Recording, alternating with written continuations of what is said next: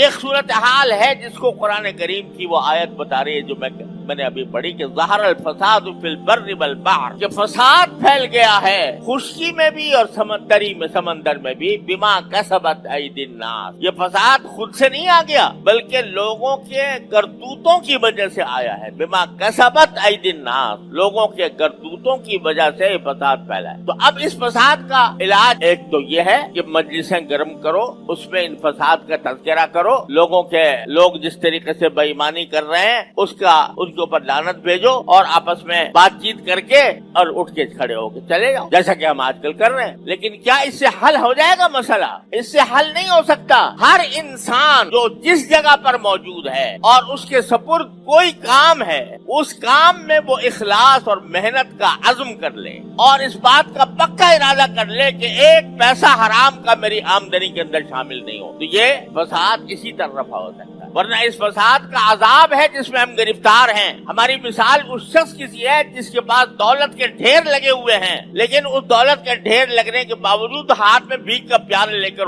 لوگوں سے مانگتا پھر رہا ہے۔ اس دولت کے ڈھیر سے فائدہ نہیں اٹھا سکتا، اس لیے کہ اس نے طریقہ ہی ایسا اپنایا ہے کہ وہ ساری دولت جو ہے وہ بٹ رہی، وہ چوروں کے ہاتھ میں جا رہی ہے، ڈاکوؤں کے ہاتھ میں جا رہی ہے، وہ اس کے ہاتھ میں نہیں آ رہی، اس لیے بھیک کا پیالہ لے کر دوسروں کے سامنے پھر۔ حل اس کا ٹھیک ہے، اصل حکومت کا کام ہے کہ اس حالات کو درست کرے۔ جب حکومت سے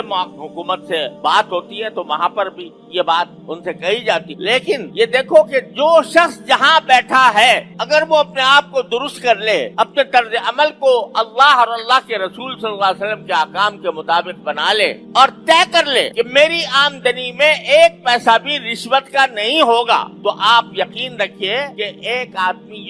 بعض اوقات یہ سوچتا ہے کہ بھئی میرے کرنے سے کیا ہو جائے گا، سارا آبے کا آبا ہی بگڑا ہوا ہے، اگر تنہا رشوت چھوڑ دوں گا تو پورے ملک میں تو رشوت کا بازار گرم ہے، میں تنہا کیا کروں گا؟ لیکن اللہ کا کرم ہے، وہ کسی ایک انسان کی کوشش کو بھی اللہ تبارک و تعالی اس میں برکت یہ عطا فرماتا ہے کہ اس کے نتیجے میں دوسرے لوگ بھی درست ہونے لگتے ہیں۔ اس کام کے لیے تھوڑی سی اپنے اوپر جبر کرنے کی ضرورت ہوگی، کچھ تو مجاہدہ کرنے کی ضرورت ہوگی، محنت کرنے کی ضرورت ہوگی، کیونکہ جو آدمی عادی ہے رشوت لینے کا، اس کی تنخواہ تو 1/4 اور 3/4 وہ رشوت سے کماتا ہے، تو اس 3/4 کو چھوڑنے کے لیے اس کو اپنے نفس پر جبر کرنا پڑے گا، اپنے نفس کے ساتھ مجاہدہ کرنا پڑے گا۔ جب مجاہدہ اور جبر کرے گا تو قرآن یہ کہتا ہے کہ الذین جاہدوا فینا لنہدینہم سبلنا، جو لوگ ہماری خاطر یہ محنت برداشت کرتے ہیں، اپنے اوپر جبر کرتے ہیں، اپنے اوپر زبردستی کرتے ہیں راہ راست پر آنے کے لیے، جو لوگ ہماری خاطر یہ زبردستی کرتے ہیں، مجاہدہ کرتے ہیں، لنہدینہم سبلنا، ہم ضرور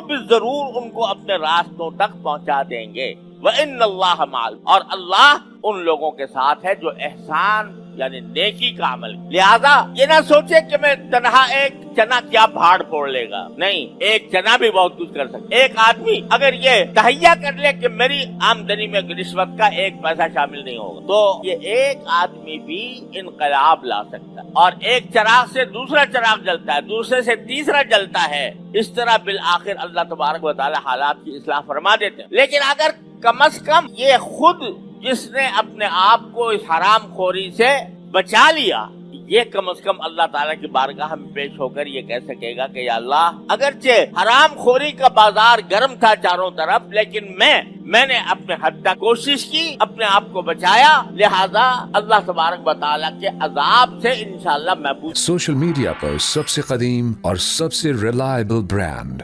درسقرآن.com